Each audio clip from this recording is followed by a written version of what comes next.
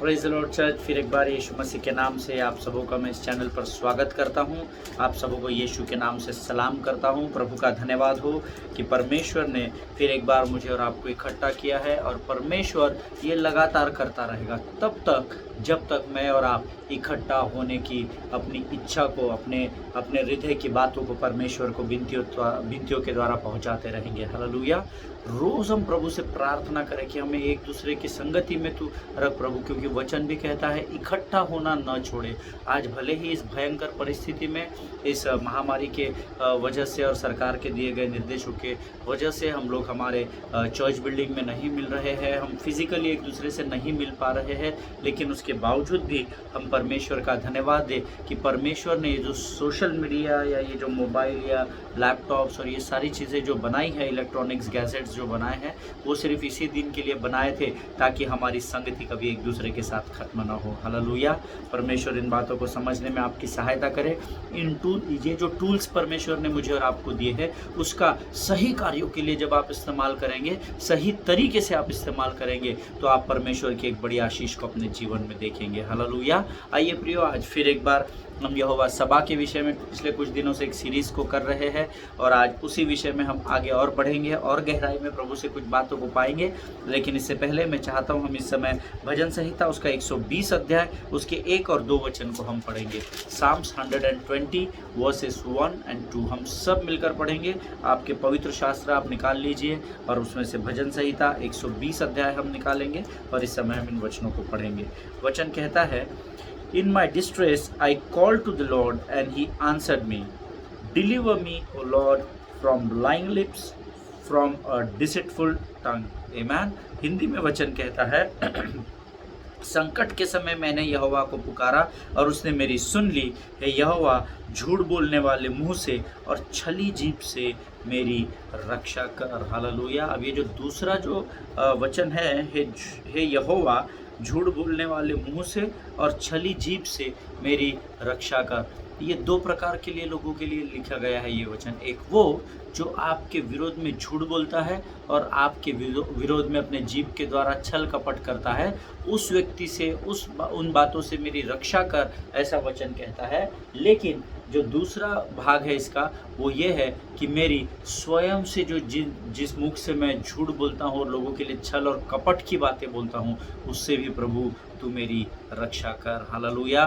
प्रियो, ये समय एक दूसरे के विरोध में बोलने का नहीं है, एक दूसरे के विरोध में मनगढ़ंत बातों को करने का नहीं, परंतु ये वो समय है जब अपने मुख के द्वारा हम लोगों के लिए प्रार्थना के रूप में जीवन की बातों को बोले। हालेलुया। और जब हम प्रार्थना करते चले जाएंगे, विनतियाँ प्रभु तक पहुँचेगी और परमेश्वर जिन जिन लोगों के लिए आप प्रार्थना कर रहे हैं उन सबों के जीवन में आश्चर्य कर्म करेगा। हालेलुया। और वचन कहता है, पहला वचन हमने पढ़ा, संकट के समय मैंने यहोवा को पुकारा और उसने मेरी सुन ली। मैं नहीं जानता इस संकट के समय में, इस महामारी के समय में आप में से कितने लोग यहोवा को पुकार रहे हैं, परंतु परमेश्वर का वायदा है कि अगर संकट के समय में आप यहोवा को पुकारोगे तो यहोवा आपकी प्रार्थना का उत्तर देगा और आपको उस संकट में से निकालेगा। हालेलुया। आइए प्रियो, इस समय हम परमेश्वर के वचनों में जाने से पहले अपने आप को नम्र और दीन करें और हम प्रार्थना करें। आइए हम दुआ करें।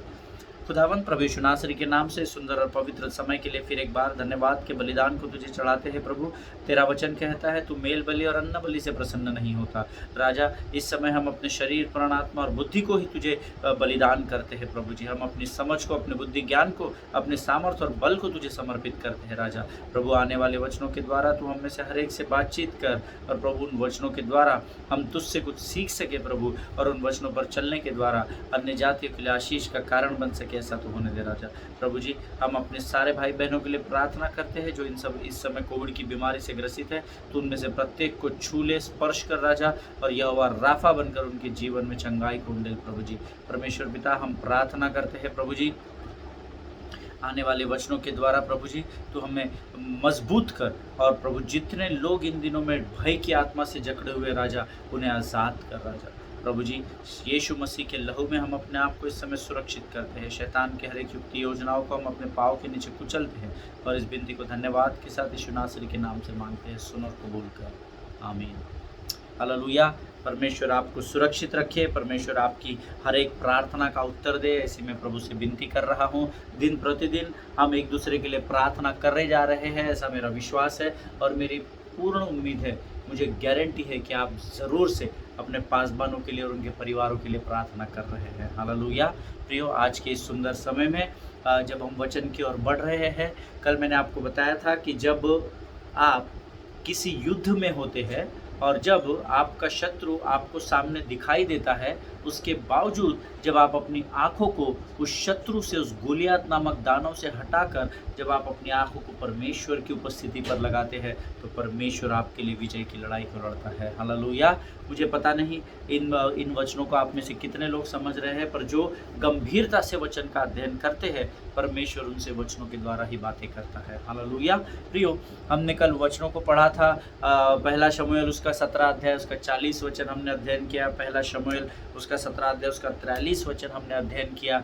और मैंने आपको बताया कि यहाँ पर पलिश्ती गोलियत ने बहुत बड़ी गलती कर दी थी, क्योंकि वो दो राज्यों की लड़ाई को दो राज्यों के परमेश्वर या प्रभुओं के रूप में आगे तक लेकर आया था। क्योंकि लड़ाई तो इजरायली और पलिश्तियों में थी, लेकिन उसने गोलियत ने बड़ी गलती क्या कर दी, उसने अपने देवताओं को उसमें इस्तेमाल किया और फिर ये राज्य की लड़ाई न होते हुए ये दो देवताओं की लड़ाई रह गई। हालेलुया। और हम जानते हैं जब दो प्रभुओं में लड़ाई होगी तो मेरा यीशु सारे प्रभुओं का प्रभु है और सारी सेनाओं का यहोवा कहलाने वाला परमेश्वर है। हालेलुया। इसलिए उसकी जीत तय है। आमीन। मैंने आपको कल बताया था, तो जो परमेश्वर की जो सेना है, अर्थात यहोवा सबा का जो नाम है, जो बोलता है कि सेनाओं का यहोवा वो है, वो सारी जो उसकी सेना है वो उसकी मदद के लिए नहीं, परंतु उस युद्ध में आपकी और मेरी मदद के लिए आती है। मैंने कल इसके विषय में हमने बातें की थी और मैंने कल आपको डैनियल के विषय में भी बताया था। जब डैनियल युद्ध में था तो डैनियल की सहायता करने के लिए, अर्थात उस स्वर्गदूत की जो इसलिए उस फारस के राजा से, अर्थात अंधकार के हाकिमों से वो स्वर्गदूत जब लड़ाई कर रहा था, तो उसकी सहायता के लिए परमेश्वर स्वयं नहीं आया, परंतु परमेश्वर सेनाओं का यहोवा अर्थात यहोवा सबा जिसका नाम है, उस परमेश्वर ने माइकल अर्थात मिकाइल को, वहाँ प्रधान स्वर्गदूत को उस स्वर्ग से भेजा और फिर उसने उस स्वर्गदूत की सहायता की और डैनियल ने अपने प्रश्न का उत्तर प्रभु से प्राप्त किया। हालेलुया। प्रियो, आज मैं नहीं जानता कि आप किस युद्ध में हो या कौन सा गोलियत रूपी जाइंट किलर आपके जीवन में आज प्रवेश कर चुका है, जिससे आप हो सकता है शायद अभी युद्ध में कूदे हो या कई समय से वो युद्ध चल रहा हो और वो आप पर हावी होने की कोशिश कर रहा हो। लेकिन आज मैं आपको एक बात ये बताना चाहता हूँ, अगर आज आप किसी भी प्रकार के युद्ध में हैं, किसी भी प्रकार के युद्ध में फंसे हुए हैं, तो गोलियत को अर्थात उस युद्ध रूपी दानव को आप परमेश्वर, सेनाओं के परमेश्वर यहोवा सबा के हाथ में सौंप दीजिए। क्योंकि जब आप अपने हथियार परमेश्वर को सौंप देते हैं, तब वचन कहता है सेनाओं का यहोवा अर्थात लॉर्ड ऑफ होस्ट जो है वो आपको उस युद्ध में विजय दिलाता है। हालेलुया। जब आप परमेश्वर को उस युद्ध में पुकारते हैं, अपने औजारों को, अपने अस्त्र शस्त्र को आप उसे सौंप दीजिए। आपको सिर्फ उस युद्ध में एक ही बात को लेकर खड़े रहना है, वो है विश्वास की ढाल को लेकर आपको स्थिर खड़े रहना है। Hallelujah. Because battle belongs to the Lord. Hallelujah. क्योंकि युद्ध आपका नहीं, उस समय जब आप अपने अस्त्र शस्त्र को परमेश्वर को समर्पित कर देते हैं, तो आपकी लड़ाई सेनाओं का यहोवा अर्थात यहोवा सबा परमेश्वर लड़ता है। हालेलुया। एक साधारण भाषा में अगर मैं आपको एक उदाहरण देना चाहूँ तो देखिए, अगर आपका किसी से झगड़ा हो जाता है, या चलिए मैं एक अपना बहुत पुराना, जब मैं प्रभु में नहीं था तब का एक उदाहरण मुझे याद है, मैं आपको अपना उदाहरण बताता हूँ। When I was studying law, जब मैं व्यवस्था की पढ़ाई कर रहा था या लॉ की पढ़ाई कर रहा था, LLB कर रहा था, तब एक बार क्या हुआ कि हम लोग हमारे कॉलेज में कुछ गुंडे टाइप के लोग दूसरे कॉलेज से घुस आए और उनके पास बहुत सारे शस्त्र थे और बहुत सारे औजार थे और वो लोग लेकर, वो होता है ना कॉलेज के समय में आदमी अपने बड़े मस्ती में होता है, बड़े बल अपने आप को बड़ा बलवान समझता है। और उस समय एक कॉलेज की लड़की हमारे कैंपस में घुस आए और उन्होंने वहाँ पर बहुत हो हल्ला किया और बहुत झगड़ा हुआ। और वो झगड़ा इतने स्तर तक बढ़ गया कि उन्होंने कुछ और लोगों को हमारे कॉलेज कैंपस में बुलाया और उनके पास अस्त्र शस्त्र थे, तलवारें थी, भाले थे और चाकू थे और बुलेट की चेन्स थी और बहुत सारे औजार लेकर वो हमारे कॉलेज में, और एक बहुत बड़ा झगड़ा हो रहा था। और तब क्या हुआ कि मेरे एक मित्र है जो अभी क्रिमिनोलॉजी में प्रैक्टिस कर रहे हैं और बहुत बड़े एडवोकेट है, उन्होंने क्या किया, उनके एक हाथ में तलवार थी और दूसरे हाथ में उसने कुछ तो भी मेरे ख्याल से प्लास्टिक का जो डस्टबिन होता है ना, बड़ा वाला डस्टबिन, उसके ऊपर देखिए एक ग्रिप वाला एक ढक्कन होता है जिससे हम लोग वो डस्टबिन को बंद करते हैं। उस ग्रिप को उठाया, एक हाथ में उसको कुछ मिला नहीं तो खुद का बचाव करने के लिए उसने ढाल के ना उस ढक्कन को उठा लिया, बट वो स्टील का डस्टबिन था, प्लास्टिक का नहीं था। तो उसने उस स्टील के ढक्कन को पकड़ा और वो ऐसा पकड़कर खुद को बचा रहा था और दूसरी तरफ से तलवार से किसी को मार रहा था। और फिर क्या हो गया, क्योंकि वो लोगों को मार रहा था, मेरे जो दोस्त थे वो किसी को मार रहे थे, तो उसके ऊपर 4-5 लोग एक साथ अपोजिट ग्रुप के भिड़ कर आए ताकि वो उसको मार सके। तो उन्होंने क्या किया, वो तलवार को मेरी ओर फेंका और वो खुद का बचाव करने लगा। जब मैंने उस औजार को, उस शस्त्र को या उस अस्त्र को हाथ में पकड़ा तो सडनली क्या हुआ, वो जितने लोग उसको मारने की कोशिश कर रहे थे वो सब के सब मेरी ओर दौड़े। और मुझे कुछ फ्रिक्शन ऑफ सेकंड्स के लिए कुछ समझ में नहीं आया कि अभी ये सब इसको मार रहे थे, ये मेरी ओर क्यों दौड़ रहे हैं। और फिर मैंने भी, जब वो मेरी तरफ आए तो मैं भी उनसे लड़ा और फिर मेरी सहायता के लिए और भी लोग आए और फिर इस प्रकार से वो झगड़ा आगे आने वाले दिनों में फिर ख़त्म हो गया और सब सही हो गया।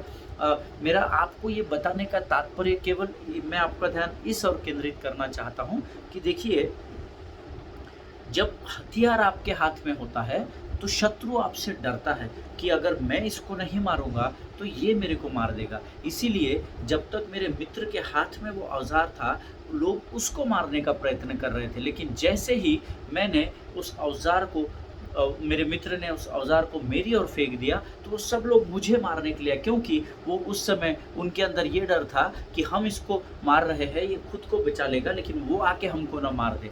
आमीन। आपको बताने का तात्पर्य केवल इतना ही है, जब आप आपके शस्त्रों को, आपके सारे औजारों को आप परमेश्वर की ओर डाल देते हो और सिर्फ विश्वास की ढाल को लेकर स्थिर खड़े रहते हो, तो आपका शत्रु जो है वो आपकी ओर से उधर डाइवर्ट किया जाता है। Hallelujah. This is the game of diversion, you know. ये इसको हम लोग अपनी लैंग्वेज में ध्यान भटकाने का खेल कहते हैं। उसने उस तलवार को मेरी ओर फेंक दिया। उसी प्रकार से जैसे आप जब युद्ध में होते हैं और जब आपको पता है कि आपका शत्रु हावी है, वो विशाल का है, वो दानव रूपी है, तो आप क्या करते हैं, आप अपने अस्त्रों और शस्त्रों को परमेश्वर को समर्पित करते हैं, ताकि आपका शत्रु जो आपकी ओर आपको मारने के लिए या हराने के लिए बढ़ रहा है, उसका माइंड और उसका ध्यान डाइवर्ट हो सके, उसका ध्यान दूसरी ओर केंद्रित हो सके जहाँ पर वो शस्त्र और अस्त्र गए हुए हैं। हालेलुया। मेरा विश्वास है इस उदाहरण से शायद आप समझ रहे होंगे कि मैं क्या कहना चाहता हूँ। हमको ये याद रखना है, युद्ध हमारा नहीं है, युद्ध संग्राम यहोवा का है। हालेलुया। इसलिए अपने अस्त्र और शस्त्रों को, इसीलिए इफिसियों 6:12 में हर बार बताता हूँ कि मल्ल युद्ध लहू और मांस से है ही नहीं। आमीन। अपने जो भी अस्त्र और शस्त्र आप युद्ध में इस्तेमाल करते हैं, जब आप उसे परमेश्वर को सौंप देते हैं तो आपका शत्रु परमेश्वर की ओर मुड़ जाता है। और हम सब जानते हैं हमारे परमेश्वर यहोवा, जिसका नाम यहोवा साबा है, जो सेनाओं का यहोवा है, वो हर बार विजय को ही प्राप्त करता है। हालेलुया। उसने उस कलवरी पर हमेशा के लिए विजय को प्राप्त किया है। और जब आपका शत्रु उसकी ओर मुड़ जाता है तो आप निश्चय मानिए कि जय आपकी ही होने वाली है। हालेलुया। उस समय आपको क्या करना है, सिर्फ शत्रु के जो तीर आपकी ओर आ रहे हैं, विश्वास की ढाल को लेकर स्थिर रहना है, ताकि उस विश्वास की ढाल को वो तीर लगे और वापस शत्रु की ओर चला जाए। हालेलुया। प्रभु इन बातों को आपको समझने के लिए बुद्धि और ज्ञान दे, ऐसे मैं परमेश्वर से प्रार्थना करता हूँ। आपको सारी बातें बताने का मकसद केवल एक ही है कि वो शस्त्र जो मेरे मित्र के पास था, वो जब तब लोग उस पर टूट पड़े, और जैसे ही वो शस्त्र मेरे हाथ में आए वो सब लोग मुझ पर टूट पड़े। हालेलुया। अर्थात जब आप अपने बल और अपने सामर्थ्य के द्वारा युद्ध लड़ने का प्रयत्न करते हो तो आपका शत्रु शैतान आप पर हमेशा भारी पड़ेगा, ये ध्यान में रखिए। हालेलुया। क्योंकि उसकी बुद्धि बिगड़ी हुई है, और बिगड़ा हुआ बुद्धि, जिसकी बुद्धि पहले से बिगड़ी हुई रहती है वो ज़्यादा खतरनाक होता है। हालेलुया। इसीलिए जब आप अपने शस्त्र, अपने औजार, अपने अस्त्र, अपनी बुद्धि, अपना ज्ञान, अपने हृदय, अपने बल और ताकत के द्वारा शैतान का सामना करने निकलते हो तो विश्वास करें मेरे बात का, हर बार आपको वो पटकने देगा, हर बार वो आपको हराएगा। लेकिन जैसे ही आप अपने शस्त्र, अपना सब कुछ परमेश्वर को समर्पित कर देते हो तो परमेश्वर यहोवा साबा बनकर आपको विजय को दिलाएगा। हालेलुया। वचन कहता है, याकूब की पत्री उसका 4 अध्याय उसका 7वां वचन हम पढ़ेंगे, हम कई बार पढ़ चुके हैं। याकूब की पत्री उसका 4 अध्याय उसका 7वां वचन कहता है, परमेश्वर के अधीन हो जाओ और शैतान का सामना करो, तब वह तुम्हारे सामने से भाग निकलेगा। हालेलुया। जब हम अपने आप को परमेश्वर को समर्पित कर देते हैं युद्ध के समय में तो परमेश्वर हमारे लिए लड़ाई को लड़ता है, और वचन कहता है शैतान तुम्हारे सामने से भाग निकलेगा, और जब शैतान भाग जाता है तब जो सेना होती है वो विजय को प्राप्त करती है। मैन हम यहाँ पर भी देखेंगे कैसे फलिस्ती सेना को पता चला कि गोलियत मर गया है, उसका सिर काट डाला गया है, धड़ से अलग कर दिया गया है, और उसके शरीर से उसके सिर को अलग कर दिया गया है, और फलिस्ती सेना भाग गई। और क्योंकि वे भाग गए इसलिए इजराइल ने यहोवा निस्सी के नाम से जय के झंडे को प्राप्त किया। हालेलुया।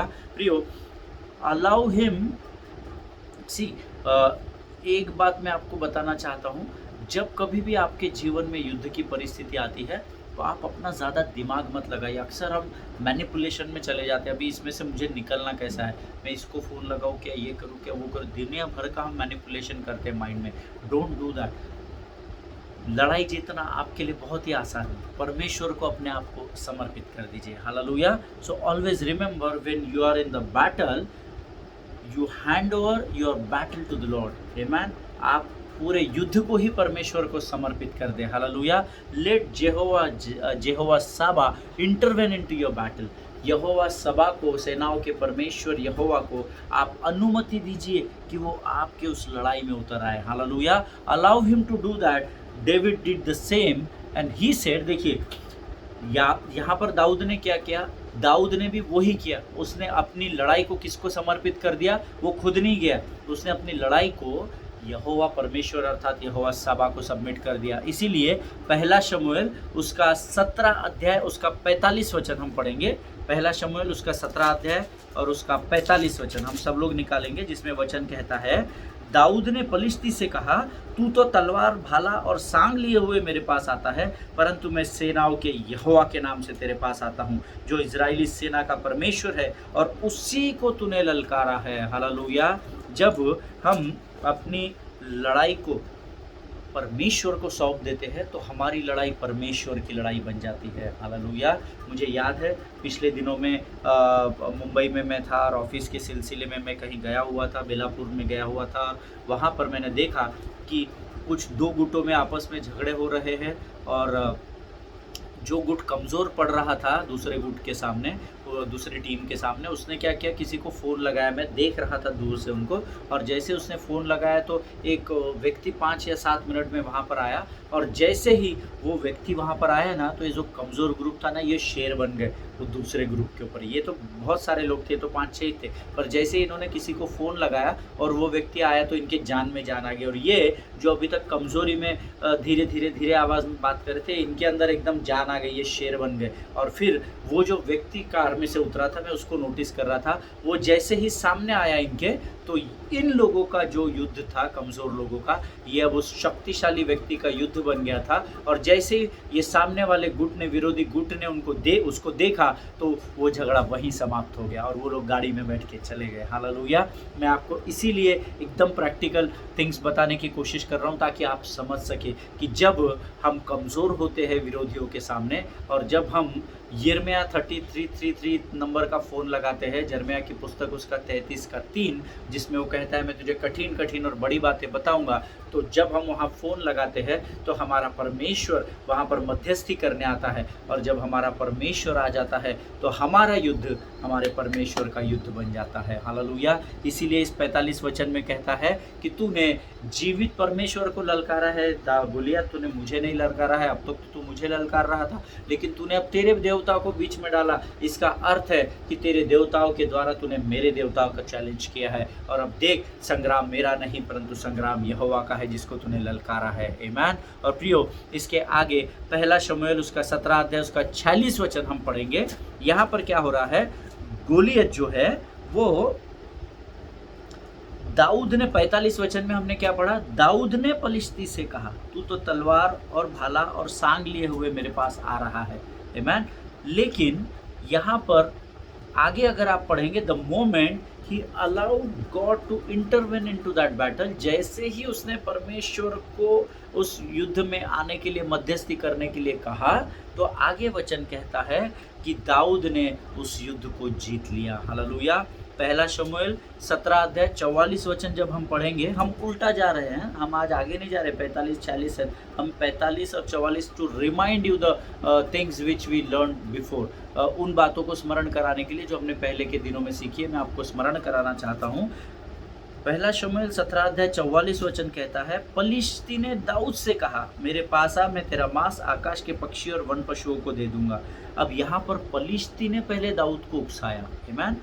दाऊद ने पलिश्ती को नहीं उकसाया, पहले पलिश्ती ने दाऊद को उकसाया। तू मेरे पास आ रे, इधर आ, तू आ, तेरे को बताता है ना, तू इधर आ, कैसा जीत रहा चटाक भर का 5 फुट का 15-16 साल का लड़का, तू कैसा इस युद्ध को जीतेगा, तू इधर आ मेरे पास आ। वो क्या कर रहा था, दाऊद को उकसा रहा था। आमीन। और हमने देखा तू मेरे पास आ, मैं तेरा मांस आकाश के पक्षी और वन पशुओं को दे दूंगा। यहाँ पर गोलियत दाऊद को ललकार रहा है या उकसा रहा है, एक्साइटमेंट कर रहा है, पैनिक कर रहा है। लेकिन अगर आप पहला शमूएल उसका 17 अध्याय उसका 46 वचन पढ़ेंगे तो वहाँ पर लिखा है, आज के दिन यहोवा तुझको मेरे हाथ में कर देगा और मैं तुझको मारूंगा और तेरा सिर धड़ से अलग करूंगा, और मैं आज के दिन पलिश्ती सेना के शव आकाश के पक्षियों और पृथ्वी के जीव जंतुओं को दे दूंगा। तब समस्त पृथ्वी के लोग जान लेंगे कि इज़राइल में एक परमेश्वर है। हालेलुया। आमीन। प्रियो, अब ध्यान से मेरी ओर सुनिए। आमीन। यहाँ पर वचन क्या कर रहा है, जब आप 44 वचन पढ़ेंगे तो 44 वचन में दाऊद को उसने थोड़ा सा ही उकसाया। उसको लगा छोटा सा लड़का है, इसको अकल नहीं होगी, मैच्योरिटी नहीं होगी, तो ये क्या इसको मैं उकसाऊंगा तो ये दौड़ते भागते मेरे पास आएगा और मैं इसको ख़त्म कर दूंगा। That is what may be the plan of Goliath. आमीन। ये हो सकता है गोलियत का ऐसी योजना हो जिसके द्वारा वो दाऊद को उकसा रहा है। लेकिन यहाँ पर वो क्या कहता है 44 वचन में, तू मेरे पास आ, मैं तेरे मांस आकाश के पक्षियों और वन पशुओं को दे दूंगा। अर्थात 2 लोगों को मैं तेरा मांस खिला दूंगा। किसका? सिर्फ दाऊद का। यहाँ वो शाऊल और सेना की बात नहीं कर रहा है। वो बोलता तू मेरे पास आ रहे, मैं अभी 2 मिनट में तेरे को खत्म करूंगा, और आकाश के पक्षियों को और वन पशुओं को, जंगल के उन पशुओं को मैं तेरा मांस खिला दूंगा।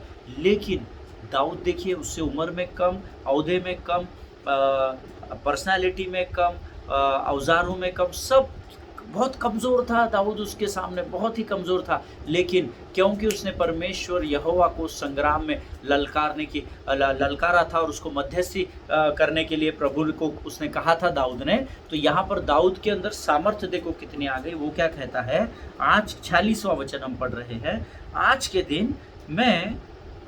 के दिन यहोवा तुझको मेरे हाथ में कर देगा। देखिए, दाऊद ने नहीं कहा कि मैं तुझे मारूंगा। आमीन। दाऊद ने कहा कि मेरा परमेश्वर तुझको मेरे हाथ में कर देगा। आमीन। नंबर 1। नंबर 2, और मैं तुझको मारूंगा। आमीन। मैं तुझको सीधे मार नहीं सकता, परंतु क्योंकि आज मेरा यहोवा इस युद्ध में, मेरा यहोवा सभा बनकर आया हुआ है, इसीलिए आज वो तुझे मेरे हाथ में करेगा। नंबर 1। नंबर 2, फिर मैं तुझे मारूंगा, उसके बाद तेरा सिर धड़ से अलग करूंगा। नंबर 3, और आज के दिन पलिश्ती सेना के शव आकाश के पक्षी और पृथ्वी के जीव जंतुओं को दे दूंगा। नंबर 4। हालेलुया।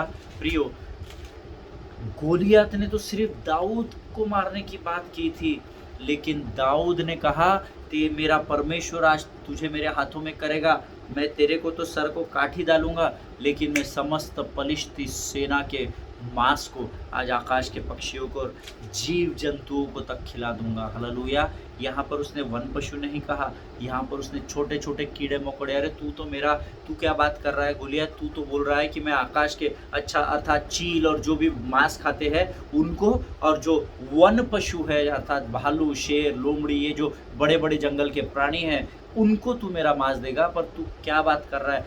मेरा परमेश्वर आज यहोवा तुझे मेरे हाथ में करेगा, और मैं केवल तुझे, तेरे गर्दन को तेरे धड़ से अलग नहीं करूँगा, लेकिन मैं समस्त पलिश्ती सेना को जीव जंतुओं के हाथों में कर दूंगा। छोटे मोटे कीड़े मकोड़े भी आके तुमको खाएंगे। ईमान, कितनी बड़ी इंसल्ट है। ईमान, कितनी बड़ी बेइज्जती किया होगा उसने। मैं जब इसको इमेजिन कर रहा था, जब मैं थोड़ा सा सोच रहा था इमेजिनेशन में जाकर कि दाऊद के चेहरे पर लाली चमकती होगी, पर जब ये बात वो सामर्थ्य से बोल रहा होगा, परमेश्वर का तेज उसके चेहरे पर होगा, प्रभु की रोशनी उसके चेहरे पर होगी, और वो दाऊद की इतनी इंसल्ट कर रहा था कि दाऊद से सहन ही नहीं हुआ होगा। हालेलुया। कि ये इतना सा अदना सा लड़का मेरे को इतना चैलेंज कर रहा है। अरे तू पहला मेरे से निपट, ये तो मेरे को बोल रहा है पूरी पलिश्ती सेना को, जीव जंतु को खिला देगा। कितना दिमाग खराब हो गया होगा गोलियत का। हालेलुया। प्रियो, जब परमेश्वर आपके युद्ध में आता है तो परमेश्वर केवल सामर्थ्य नहीं परंतु आपको बुद्धि और ज्ञान से भी भरता है। हालेलुया। इस बात को हमेशा ध्यान रखिए। अगर आज आप किसी युद्ध में हैं, अगर आप परमेश्वर को आप अनुमति दे कि वो यहोवा साबा बनकर आपके जीवन में इंटरवेन करे, मध्यस्थी करे, तो केवल परमेश्वर आपके शत्रु को आपके हाथ में नहीं करेगा, लेकिन उसके अलावा वो आपको बुद्धि और ज्ञान से भी भरेगा, ताकि आप ये जान सके कि उस परिस्थिति में, उस युद्ध की परिस्थिति में, उस गोलियत नामक विशाल दानव के साथ आपको कैसे लड़ाई लड़नी है, आपको कैसे बात करनी है, आपको कैसे बुद्धि का इस्तेमाल और ज्ञान का इस्तेमाल करना है, और किस प्रकार से आपको उस पर विजय को प्राप्त करना है। हालेलुया।